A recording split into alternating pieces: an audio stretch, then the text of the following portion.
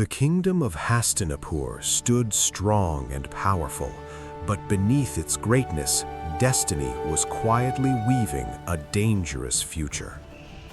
After the sacrifice of Bhima, the royal family continued through the sons of Satyavati. But tragedy soon struck the kingdom. The princes died young, leaving Hastinapur without a proper heir. Fear spread through the palace halls. "Who will rule the kingdom now?" the people whispered. The future of the throne seemed uncertain. To protect the royal bloodline, Satyavati called upon the wise sage Vyasa. Through ancient tradition, Vyasa helped continue the royal lineage. In time, 3 children were born into the royal family. The first was Dhritarashtra, powerful and strong, but blind from birth. The second was Pandu, pale in appearance, yet skilled, intelligent, and noble. The third was Vidura, wise, calm, and deeply respected for his honesty. As the years passed, Pandu became king of Hastinapur because Dhritarashtra's blindness prevented him from ruling. Though Dhritarashtra accepted the decision outwardly, deep inside, pain and disappointment quietly grew. "The throne should have been mine," he often thought in silence. Pandu ruled with wisdom and courage. Under his leadership, the kingdom flourished, and soon he married 2 queens, Kunti and Madri. For a time, happiness returned to the royal family, but destiny once again had other plans. One day, while hunting deep in the forest, Pandu spotted 2 deer moving peacefully through the trees. He slowly raised his bow. The forest was silent, and then the arrow flew.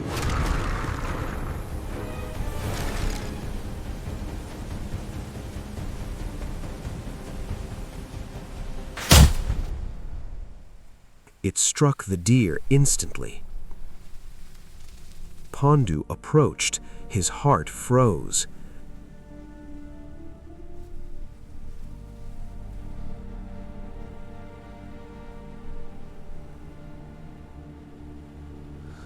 The deer transformed into a sage and his wife.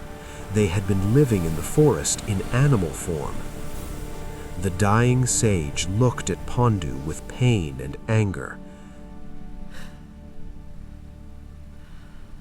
"You attacked us in a moment of love and peace.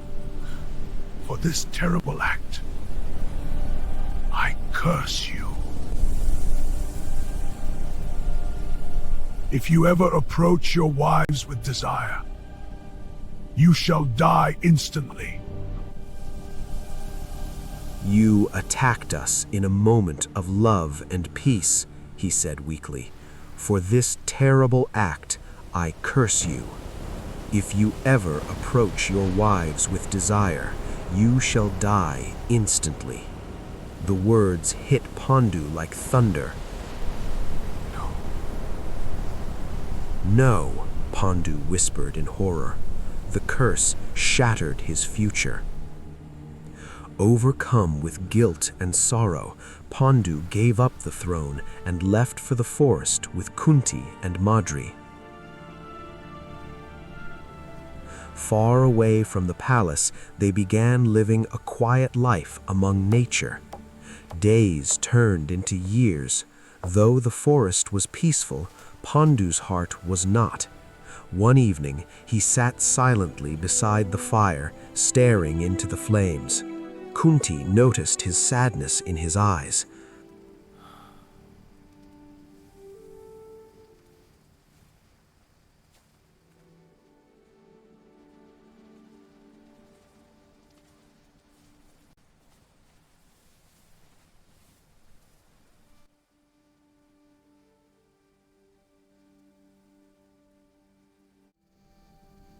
"My lord, what troubles you?"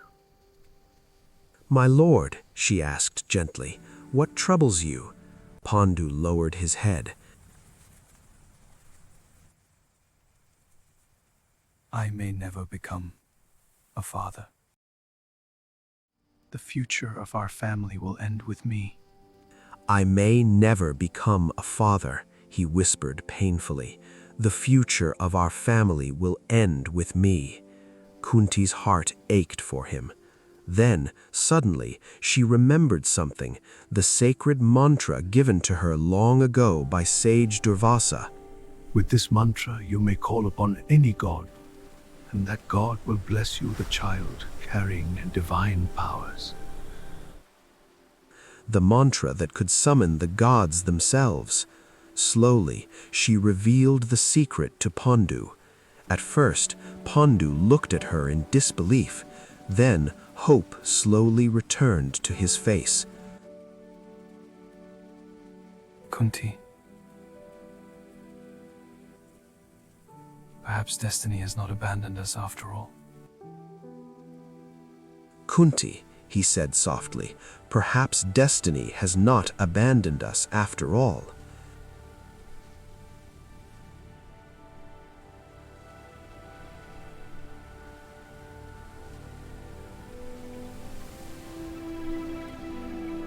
With Pandu's blessing, Kunti used the sacred mantra. First, she called upon Yama, the god of justice. A divine light filled the forest.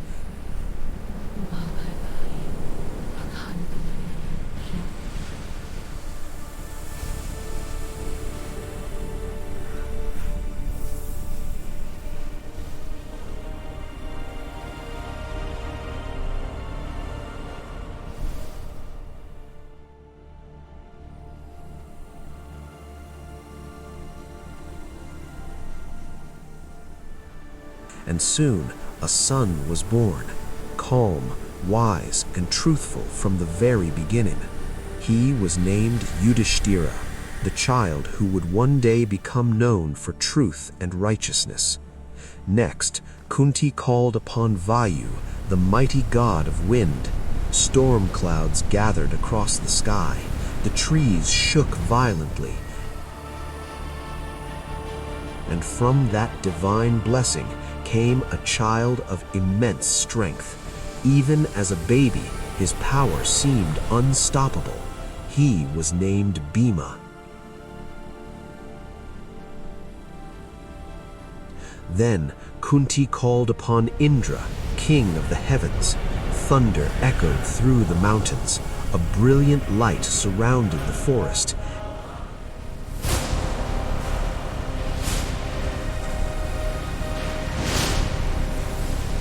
And a third child was born, fearless, gifted, destined for greatness. His name was Arjuna.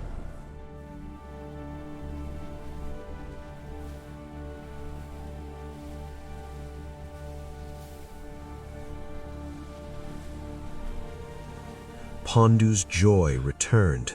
For the first time in years, laughter filled the forest once again. The gods themselves have blessed our family. The gods themselves have blessed our family, Pandu thought with gratitude. Later, Kunti shared the sacred mantra with Madri. Madri prayed to the divine twin gods, the Ashwins.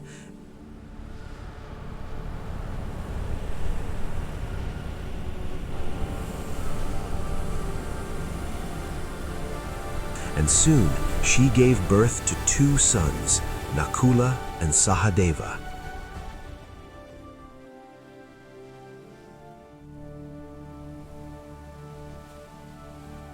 Together, these 5 boys became known as the Pandavas, 5 brothers bound not only by blood, but by destiny itself.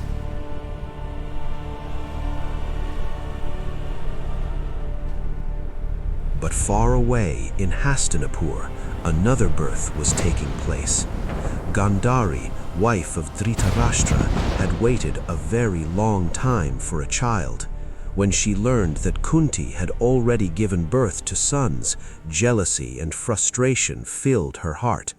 Why should Pandu's family receive happiness before mine? She thought bitterly. At last, after many months, Gandhari finally gave birth, but instead of a child, a lifeless mass of flesh emerged. The palace fell into fear and confusion. People whispered nervously in the halls, "What kind of omen is this?"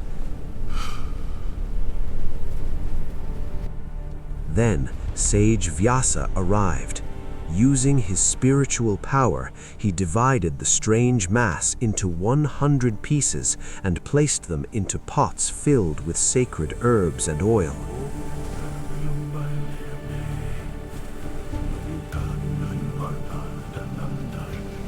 Time passed, and from those pots, children were born, 99 sons and 1 daughter.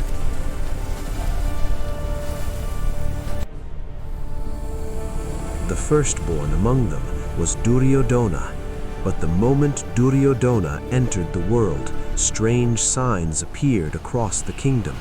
Dark winds swept through the palace, animals cried through the night, the sky itself seemed uneasy, even the wisest men felt fear.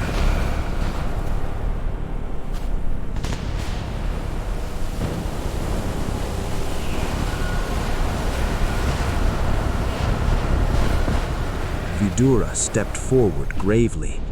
This child may bring destruction upon our family. This child may bring destruction upon our family, he warned. But Dhritarashtra could not abandon his son. No, he is my child. He is my child, the blind king said firmly. And so, Duryodhana was raised as Prince of Hastinapur.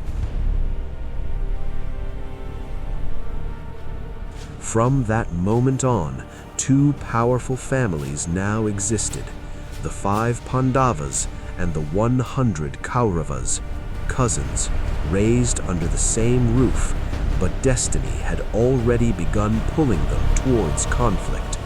Jealousy, pride, ambition, and hidden truths, all slowly growing like a fire waiting for the perfect moment to spread, because these children would one day stand on opposite sides of the greatest war the world had ever seen. And this was only the beginning of their rivalry.